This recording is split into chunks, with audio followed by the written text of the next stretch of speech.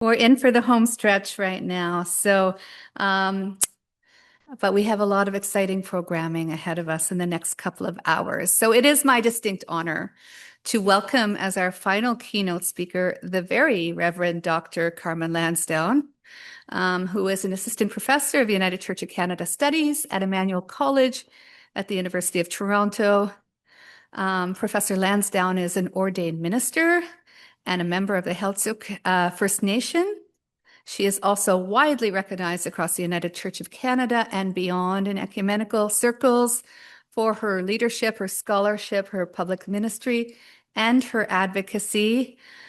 She was the former moderator of the United Church of Canada and is the author of a brand new book, which is still being sold at Common Word across the street. So you can pick one up and maybe even get it autographed. Titled Wearing a Broken Indigenous Heart on the Sleeve of Christian Mission. And we're so delighted today to hear the final keynote address, which Carmen will be giving. And it is titled Sintering Solidarities, an Ethic of Care Without Exception. And thank you so much for being with us, Carmen.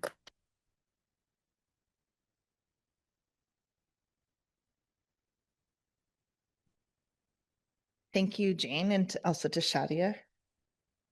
It has been my practice since 2023 to model something that I learned from disability theologian Amy Kenny, which is to describe how I'm physically showing up for anybody who might be blind or sight impaired.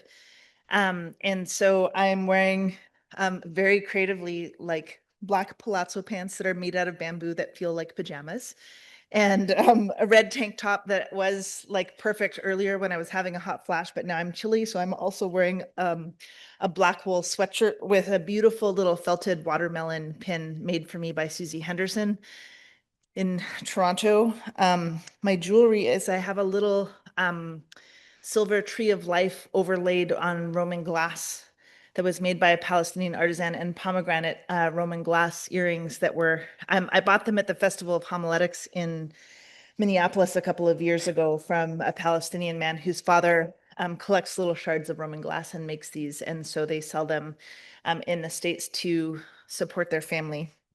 And I have like shoulder length, increasingly graying dark brown hair and glasses that the United Church is still trying to decide if they're blue or purple or indigo.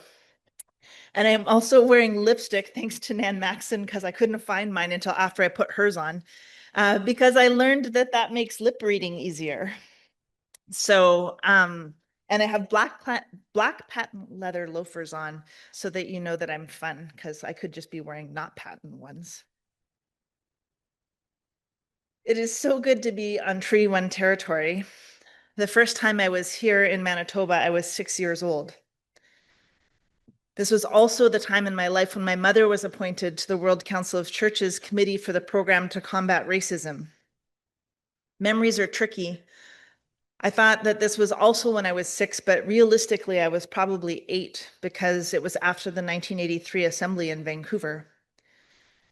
I remember starting to learn about how the world worked at those ages. It was the first time I remember seeing the iconic red cover of Brazilian liberationist Paulo Freire's Pedagogy of the Oppressed in our home, a book that I learned when I was in my PhD program. My mother never read. My parents never graduated from high school, and I think she knew in her heart that it was an important book because all of her ecumenical friends were reading it, but it was also way too scholarly for her.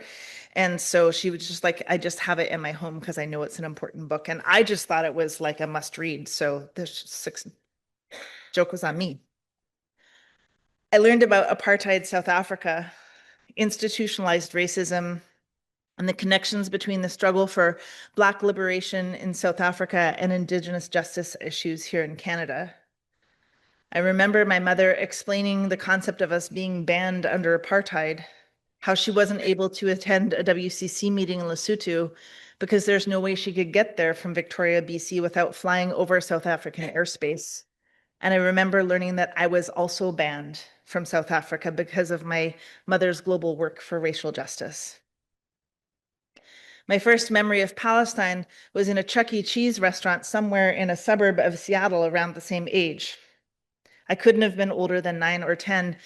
A Pakistani Christian theologian named Anwar Barkat, who was doing work with my mother on the program to combat racism, happened to be in Washington State at the time, and he met us at Chuck E. Cheese, presumably so my dad could hang out with me and my brother in the arcade while my mom and Anwar could talk anti-racism and theology.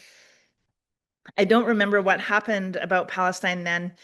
It was at a time when the WCC's support for anti-apartheid movement was challenged by the need to address racism in multiple contexts in the world. And I was reading somebody's dissertation the other day talking about how the same things that were happening now in the discourse around, well, like the Palestinian justice struggle is not the only struggle. We have to talk about all the struggles. The same things were happening in the early 80s about the anti-apartheid movement in South Africa. And I'm still not clear all these years later in Anwar Barkat's role, because I wasn't clear from the dissertation I was reading about whether he was like supportive of the South African anti-apartheid rule, or if he was one of the staff people in the WCC who was saying, actually, we need to like broaden this anti-racism conversation. And like I said, memories are tricky business, and I was in primary school, so I can be forgiven for not being completely clear on the nuances of 1980s WCC ecumenical politics. I grew up in my mind thinking that Anwar Barkat was Palestinian. That's how much I remember learning about the concept of Palestine in that encounter. But in researching for this keynote, I actually learned that he was Pakistani and that he was the program secretary, so the senior staff person at the WCC at the time for that program. But somehow something about that day and that friendly work meeting between Anwar Barkat and my mother imprinted the name Palestine in my mind and in my heart. When I started my theological studies in September of 2003, I accepted very soon after the role of student representative to the board of directors of the Vancouver School of Theology. Marion Best, another former moderator of the United Church of Canada, was on our board and was also at the time vice moderator of the World Council of Churches. And she suggested I put my name forward as a delegate to the 9th General Assembly of the WCC in Porto Alegre, Brazil in 2006. I did, and I was appointed and ended up serving as a member of both the Central and Executive Committees from 2006 to 2013.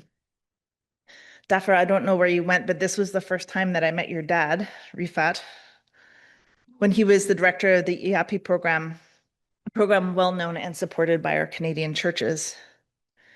In May of 2006, at my first executive committee meeting, we debated at length the wording of a statement we would issue entitled Executive Committee, May 2006 Statement on the Conflict in Israel-Palestine. The time is ripe to do what is right. It was my first exposure to the tug of war around ecumenical statements and the power struggles and arguments by people of faith, although often men, who led the global ecumenical movement. Shadia, Samuel, and John articulated these struggles so well yesterday. It was also the first time I witnessed firsthand the real power imbalances exerted by the churches in continental Europe, but especially the EKD in Germany, who continue to struggle with their own genocidal legacies by exacerbating Christian Zionist narratives that continue the uncritical support of the state of Israel because of their carried shame about the Shoah. By the time the Central Committee met for the first time after Porto Alegre that following September, I was also watching the ways that Indigenous voices were related only to interventions on eco-theology. Gail will remember this because she was one of our staff support people at the time, but I stood up and made a very passionate intervention to the Central Committee that Indigenous voices should not solely be asked about the environment under the WCC programs for justice, peace, and the integrity of creation, that maybe we also had things to say about economic justice, or nuclear disarmament, or the Israeli occupation of Palestine, all completely hypothetically, of course. I was just bristling at this trope of the romanticized Native American who makes for good commercials, like cue the Iron Eyes Cody commercial where he, as an Italian-American actor, played the crying Indian in the Keep America Beautiful commercial from the 1970s.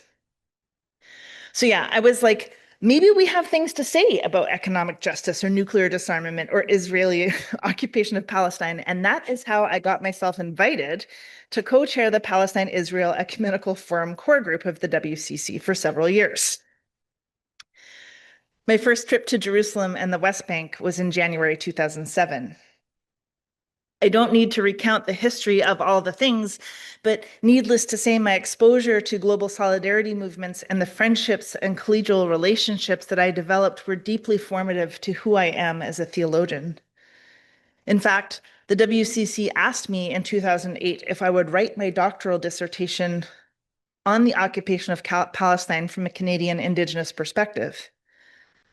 I declined, choosing instead to write my dissertation on an Indigenous approach to Christian mission. And thank you for giving me a shout out for my book, Jane. It was published here at CMU Press, so thank you for that. But whatever had left an impression on my childhood memories became impressed in my mind and my heart and my body as I experienced the struggle for Palestinian justice from not only from inside the WCC solidarity work, but as an Indigenous Canadian person from outside of Palestine. I traveled so much for the WCC as a young ordained Indigenous woman that my adopted brother, Chief Rick Johnson, gave me the name in Kwakwala, Kwisalach, which means woman who travels to places far away. So with that very long preface and locating myself in my history in the struggle, I want to turn to the substance of my paper. In Michisagic Nishnabeg scholar, author, writer, singer, and activist Liane Bedasamosake's newest book, Theory of Water, she is her usual profound and prophetic self. My collaborators on this book were snow and ice, slush and rain, she said.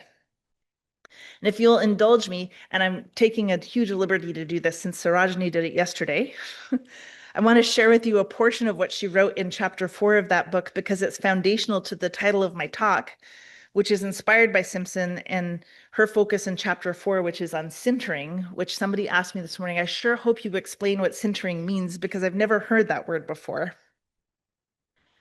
She wrote about her experience of discovering as a lifelong competitive skier and then somebody that was volunteering to groom the local cross-country ski tracks in the area where she lives around Peterborough, that she didn't know as much about snow as she thought. And this is from her chapter 4 of Theory of Water. I discovered nearly every day the snow was different along the trail at Jackson Creek. I became fascinated by sintering. When a snowflake falls from the sky and lands on the earth, it immediately begins, or perhaps continues, a transformation as it forms bonds at temperatures below zero. This is not a melting process, because sintering can also be used to talk about like melting metals together into alloys. So it forms bonds at temperatures below zero with its neighboring snowflakes or crystals to create the fabric of a snowpack. Sintering is a joining. It is a communal transformation that creates a fabric of former snowflakes bonded to each other. It is a process of changing from a singular angular snowflake to a more founded form of bonded crystals, or a snowpack, a denser, more compact, linked formation. As the snow sinters, it settles and becomes a denser, stronger, and soggier it becomes denser, stronger, and soggier under the influence of gravity. Sintering is slow deformation. Groomers pay attention to sintering because there's nothing like skating along a well-groomed trail of packed snow. It feels like flying. Many factors influence sintering: temperature, humidity, time of day, weather, who is using the trail and how. But I think of none of those each morning when I'm on the sled. I think only of this idea that the first thing a snowflake does when it lands from the sky world is to join bonds, actual physical bonds with its neighbors. It weaves itself into its environment, and it does so in a way that doesn't destroy its neighbors. Sintering is bonding. It is building coalitions with your neighbors.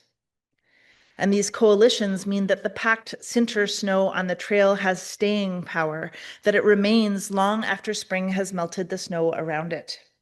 We know that here in Winnipeg. Snowflakes are extraordinary. I understand from snow scientists that they start out as a single nucleated dust particle that attracts water droplets, and that these in turn freeze and accrete into a crystal form. The temperature and humidity in the sky world mold the snowflake into complex shapes as they act en masse and in communion to form magnificent storms, upheavals, and blankets. I wasn't expecting the snow to teach me how to live in the world.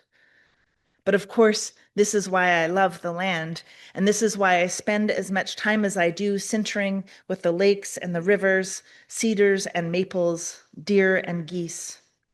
The snow is telling me that sintering is how Michisagig Nashnabig make worlds, how we weave ourselves into the land without destroying it. A snowstorm reminds me of what radical overturning and transformations can be accomplished when sintering creates deep attachments across many, many individuals. Sintering in the forest is easy for me. Sintering with people I'm currently sharing the planet with, much more difficult. These days, I ask myself if sintering could play a role in grounding my method of solidarity, in strengthening and renewing connections across communities of struggle towards new constellations of co-resistance. Could sintering be a foundational concept for creating such constellations? She asks. How could I not be inspired by Leanne Simpson? When I proposed this topic of sintering, I was thinking of this beautiful guidance that Simpson has evoked from her relationship with snow and the land. Then I thought about the ways in which I both said yes to solidarity with Palestine and also never really landed. During my term as moderator of the United Church of Canada from 2022 to 2025, I made 3 visits to Ottawa and wrote several letters to Prime Minister Trudeau and Minister Joly at the time. I was signed up twice to go on come and see visits, both canceled due to the regionalization of the war on Gaza and restrictions on Israeli airspace. But each of these times I have been invited, I feel like a snowflake swirling in the ferocious winds of geopolitical conflict that never quite touched down to sinter with the movements and the coalitions and the organizing that is happening here, sintered into the banks of solidarity of all the individuals in Palestine and here who are working towards the constellations of transformation so longed for by Palestinian people. I have a confession to make about one of those not quite landed times. While I was moderator and after October 2023, I was supposed to go with an ecumenical delegation. I think I was going to go with Dorcas to Palestine, and we were going to worship in Israel along the border to Gaza, or we were going to try anyway. I was scared. My mother was terrified. She was angry and defensive and livid with the church for trying to send me. She thought they should send in anyone but me. I felt torn, and I called Rifat. And I felt like, pardon my French, but I felt like a total asshole. Because when I heard his voice, I broke down and I cried. I felt like one of those people who shows up at the funeral of an acquaintance and cries on the shoulder of the widow, right? Like, what a dick move. And I apologized to him, and he was gracious, of course, and he has loved me a long time, and he knows where my heart is. But listening to Samuel and John yesterday, I forgave myself for that. When they discussed the martyrs who always start a message to their families with a message to their families, I realized that the theology of martyrdom is strong in my community too. 150 years ago, there were over 25,000 Heiltsuk people on the coast of British Columbia. Through genocide and the extermination of our people by intentional spreading of disease and or selective blindness to our suffering, by the turn of the 20th century, there were less than 400 of us left. The first time I did the Kairos blanket exercise here in Canada, I came to understand the embodied reality of what a miracle my existence is, given that history. As one of my mother's surviving children, having lost my older brother to death by suicide, an ugly manifestation of the intergenerational trauma of residential schools and the intergenerational effects of settler colonialism that turns into nihilism and self-hatred, I am precious in her sight. And yesterday I had this moment of awareness, like is embodied so profoundly for Palestinians in this time and place, that my life as a survivor is precious, and that my mother has given enough to the colonial machine. And I forgave myself for my fear and struggle and tears, and I allowed my heart and my mind to settle here again, to center with all of you. We are here because people are dying. We are here because a genocide is being documented in real time, in the open, with cameras running, and the international community offering, at best, expressions of concern. We are here because the church, the ecumenical, global, well-meaning church, has in too many cases either been silent or has practiced what my friend and scholar Dr. Thandi Gumedze has named selective violence blindness. Thandi also works with Sarojini Nadar at the Desmond Tutu Center at the University of the Western Cape in South Africa. And like Sarojini, she is brilliant. We are here perhaps most urgently to ask, what does it mean to bear witness without exception? What does it look like to build solidarities that do not have a Palestine-shaped hole in them? So I want to turn back to Leanne Simpson's learning from the natural world that I believe holds something of an answer. I want to talk more about sintering. As I shared earlier, sintering is a natural phenomenon most visible in a snowpack. The process by which individual ice crystals under conditions of pressure, time, and temperature bond with one another at their points of contact to form a stronger, more cohesive structure. The individual crystals do not disappear. They do not dissolve into one another, losing their particularity. They remain themselves, their own shape, their own structure, their own history of how they fell and where they landed. But they bond. And at those points of contact, at the edges where their differences meet, something stronger than either crystal alone emerges. Like I said in my workshop, this is not a metaphor about sameness. It is a metaphor about contact, about what becomes possible when distinct things come close enough to each other, under enough shared pressure, over enough time to form something that can bear weight. And this lesson from the snow is important because I think it matters what kind of solidarity we mean when we talk about solidarity. There's a solidarity that requires sameness as the price of admission. You have to have suffered in the same way at the hands of the same perpetrators in the same historical moment to be granted membership into the circle of concern. That kind of solidarity is exclusive by design. It polices its borders. It asks you to audit your particularity before you enter. I think given Dr. Nadar's brilliant presentation yesterday, I think it also lends itself to that theological slippery slope where chosenness results in divine election and the justification of power structures that are insistent on the destruction of others. It is, in a way, the solidarity of Zionism. Sintering is not that. Sintering is what happens when Indigenous peoples on Turtle Island recognize the dispossession of Palestinians as something structurally familiar, not identical, but cognate. When Black scholars in South Africa, other African countries, and the African diaspora see in Gaza's containment the logic of the same carceral geographies that have structured their lives. When Mennonite United Church, Lutheran, and other folks sit in this room and feel the dissonance between the principles our churches profess and the silence they have been practicing, when they feel that, they show up and try to figure it out, to try and do better. Sintering is what happens at those contact points when we stay in proximity to each other long enough, under enough pressure of truth to bond. But here's what Simpson has also understood. Sintering requires the right conditions. It does not happen in isolation. It does not happen when we are kept apart by carefully managed institutions, by the fiction of neutrality, by the insistence that some forms of suffering are too complicated to name. Simpson writes about this directly in her article, Sintering with Palestine, Grounded Solidarity and Practice with Palestinian Dreams of Freedom. The right conditions for sintering are exactly what this conference is trying to create.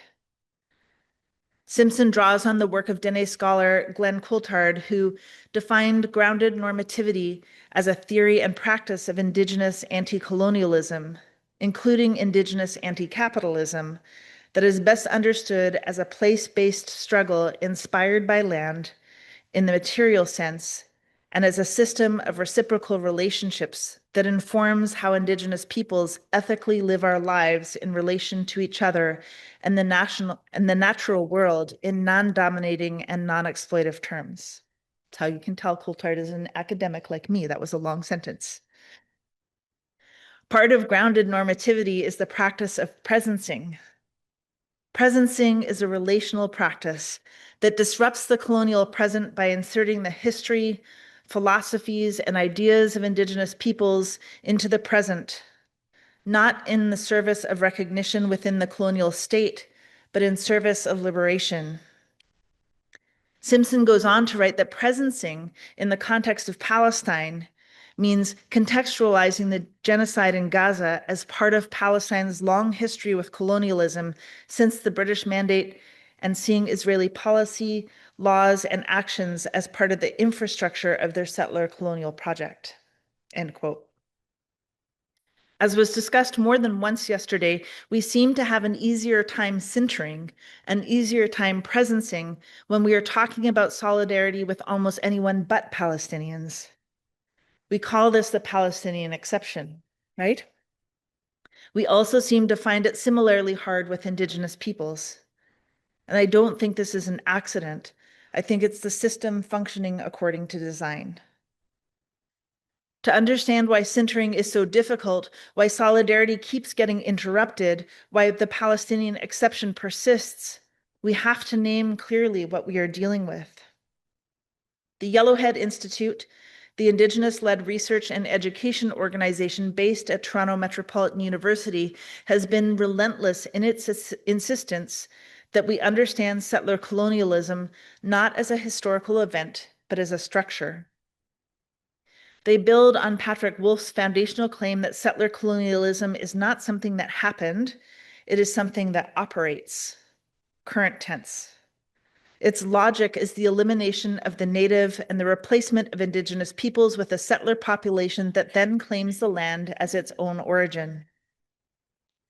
This is a crucial distinction from a North American perspective when we treat settler colonialism as an event, something that occurred in our past, a wound that has been scabbed over, even if it has never fully healed, then it becomes easy to speak of it with the comfortable distance of history. We can acknowledge that terrible things happened, express regret, and move on to the present tense where we tell ourselves that it's different. We see this often in the church and in the wider Canadian society. At worst, it's the overtly racist denialism and resistance to truth-telling, the sentiments that say, that's all in the past, just get over it already. But it is always there, lurking in the shadows of even the most earnest reconciliation seekers who want to take accountability for past colonialism without the ability to see its driving force in the lived realities of Indigenous people today.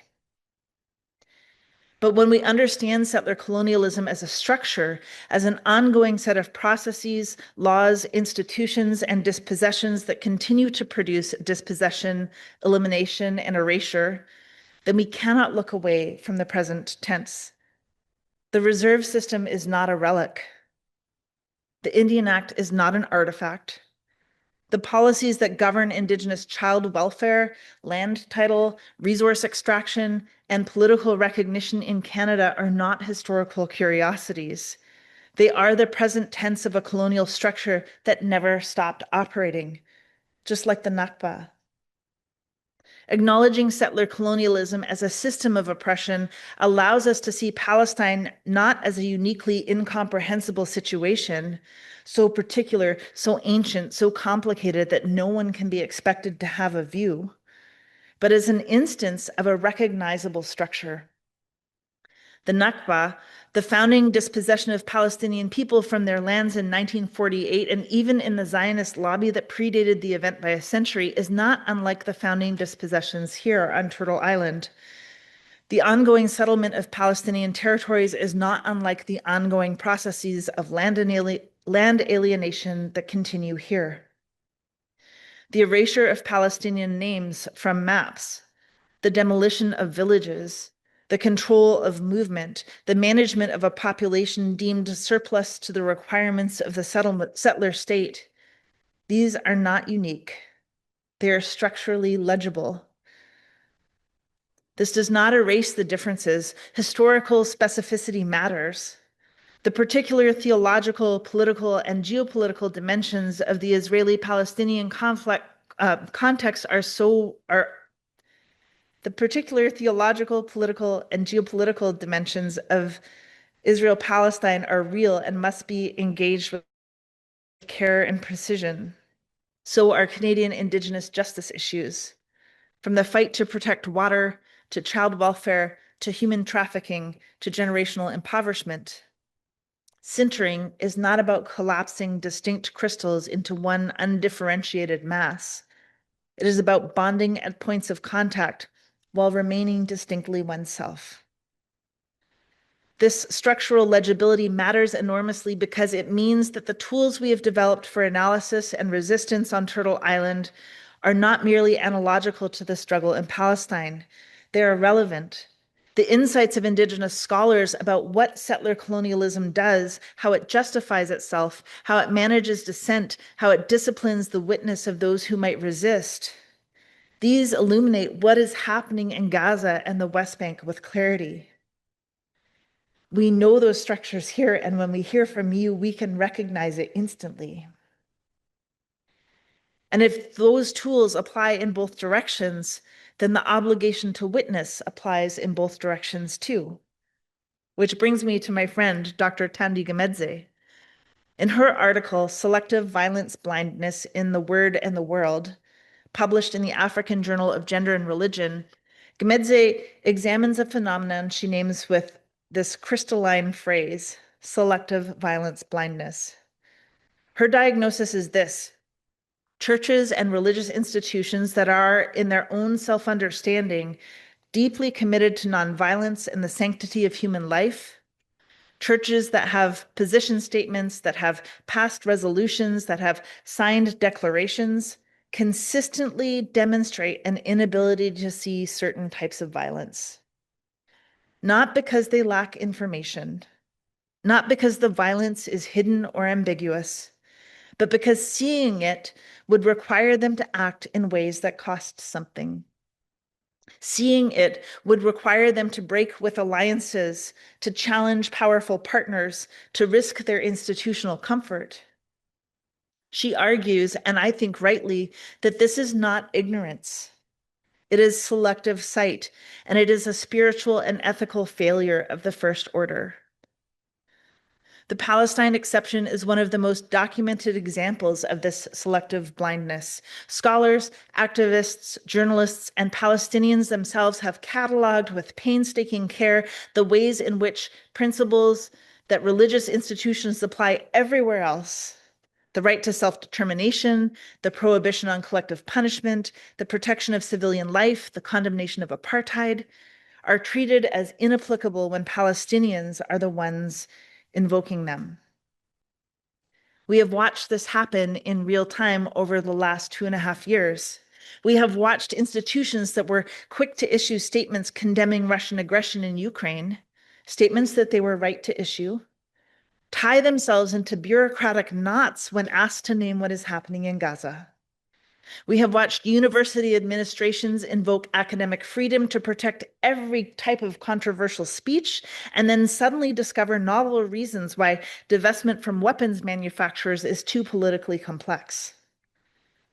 We have watched denominations pass motion after motion affirming their commitment to human dignity and then struggle to find language adequate to a genocide being filmed from multiple angles.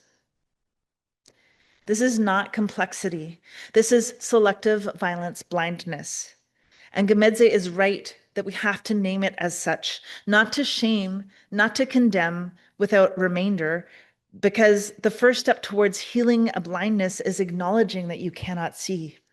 Sorry, that was super ableist, but how fabulous. I want to say something carefully here because I think it matters for what comes next. Selective violence blindness is not simple hypocrisy, though it can shade into hypocrisy. It is also a kind of formation, a habituated way of seeing and not seeing that has been shaped by specific relationships, histories, and institutional logics. The church's complicated entanglement with Zionism has a history.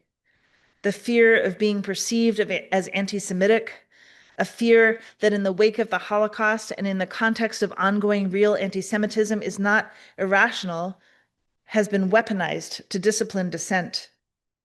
The dependence of denominations on institutional relationships, on donor communities, on ecumenical partnerships that feel too fragile to strain. These are not nothing. They are the conditions under which the blindness becomes habitual. I name this not to excuse, but to understand, because if we understand how the blindness forms, we can understand what it takes to interrupt it. Gemedze asks what the interventions might look like, what it takes to interrupt this selective violence blindness in religious communities, and I want to suggest that Sintering offers us one answer. An ethic of care without exception is, at its most basic, a commitment to let the site of suffering, SITE, do its work on us. To let the face of the person who is suffering make a claim on our hearts without pre-screening that suffering through the filters of institutional interests, geopolitical alignment, or the management of comfortable relationships. To bear witness, as John and Samuel encouraged us yesterday. But that kind of ethic does not emerge from sheer moral willpower or from systematic studies of theology, which Dr. Nadar rightly pointed out can be their own breeding grounds for violence blindness. It is not simply a matter of deciding to care more. It emerges from contact, from proximity. Sintering requires us to be proximate to each other, which is exactly why our come and see visits from Canada are so important. On Turtle Island, something has been happening for years that is relevant to this moment. Indigenous scholars, communities, and movements have been naming settler colonialism as a structure, not exceptional, not unique to one people's suffering, but a recognizable form of power that operates across contexts. We have been building what we might call a structural vocabulary, a set of concepts and frameworks that allow different communities in different sites of struggle to recognize something shared in their experience without erasing their differences. When that structural vocabulary is extended to Palestine, and many Indigenous scholars and communities continue to insist on this extension, it creates the conditions for sintering. It creates the possibility that communities who have been kept at a careful distance from one another, whose solidarities have been managed and disciplined by institutions invested in their separation. And this gets to your question earlier, Diane, about the Zionist move in Canada to recruit Indigenous leaders to Zionist positions by claiming an indigeneity to the land in Palestine and saying that it is somehow similar to our indigeneity here. That we can bond at our points of contact, that can form something stronger. This is not merely theoretical. We see it in the powerful articulations of solidarity that have come from Indigenous communities across Turtle Island in response to what is happening in Gaza and Palestine.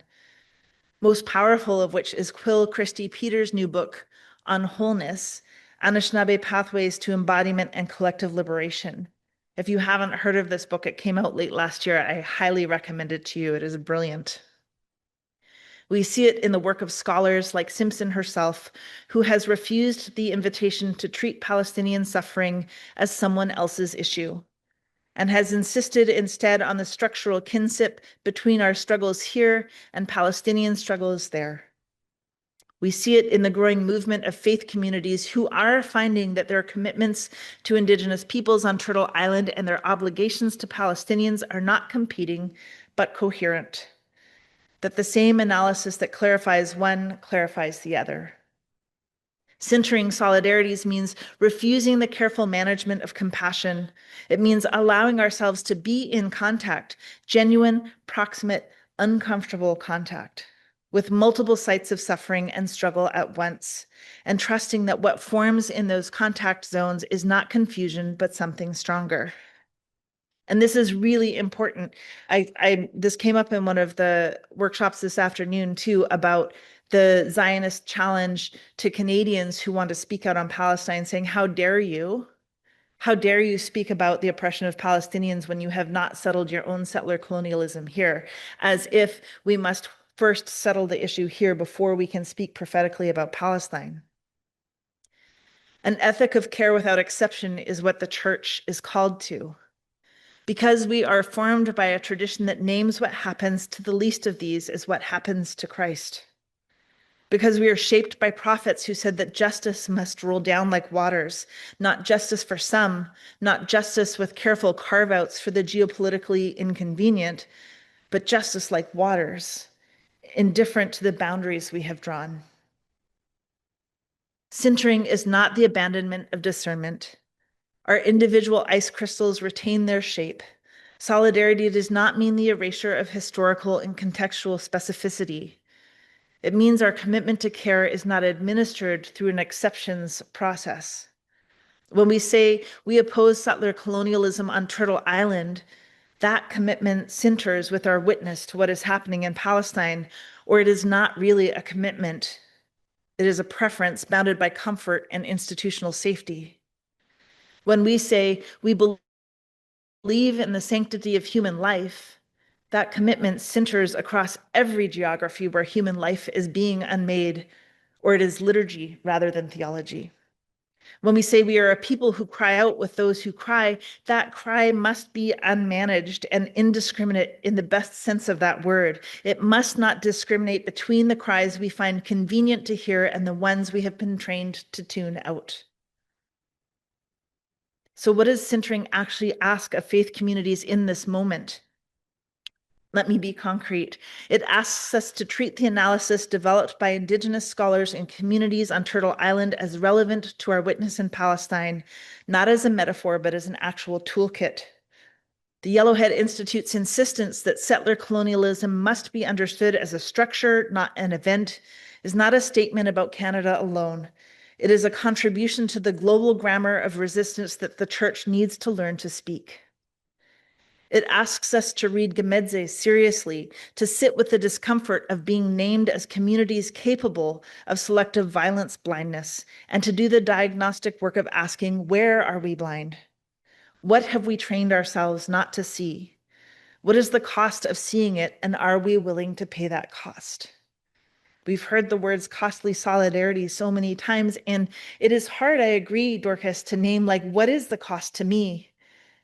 And really the cost to us is our reputations.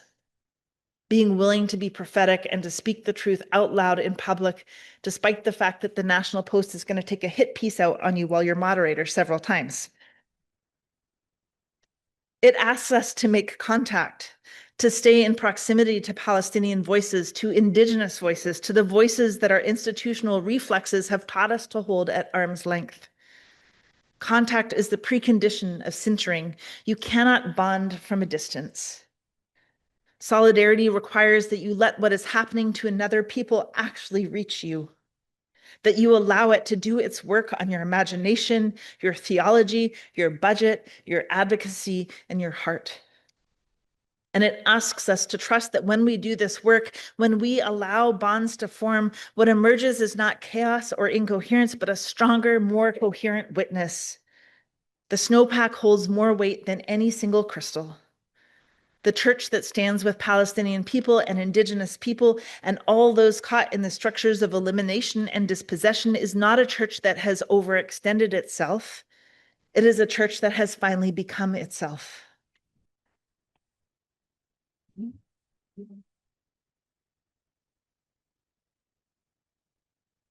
I began by acknowledging that we are on Treaty 1 territory because that is where we are. And I want to close there too. The land is telling us something, not through mysticism or some romanticized idea of Indigenous spirituality, like that hilarious ghost warrior that keeps showing up in episodes of the Reservation Dogs. Oh, but through history. This territory was taken through the management of relationships, through treaties that were negotiated in bad faith, through promises that were broken as soon as they were inconvenient, through the careful administration of identities through a logic of genocide. The church was present for that history, sometimes as a quiet witness, at its worst as perpetrator. At its best, it is sometimes the voice that says, this is wrong, this is not who we are called to be. We must do otherwise. We are in one of those moments again, and the question being put to us is the same question it has always been. Will we let selective blindness administer our compassion? Will we allow the structures of institutional comfort to determine the scope of our care? Will we accept a Palestine exception to our ethics? Or will we let our commitments sinter, bond at the points of contact, hold weight together, form something that does not break along the convenient fault lines? Centered solidarities are not easy. They form under pressure, over time, through sustained contact with hard truths. But what they form is strong. What they form is, I want to say, something like the church we were always trying to be. May we have the courage to become it.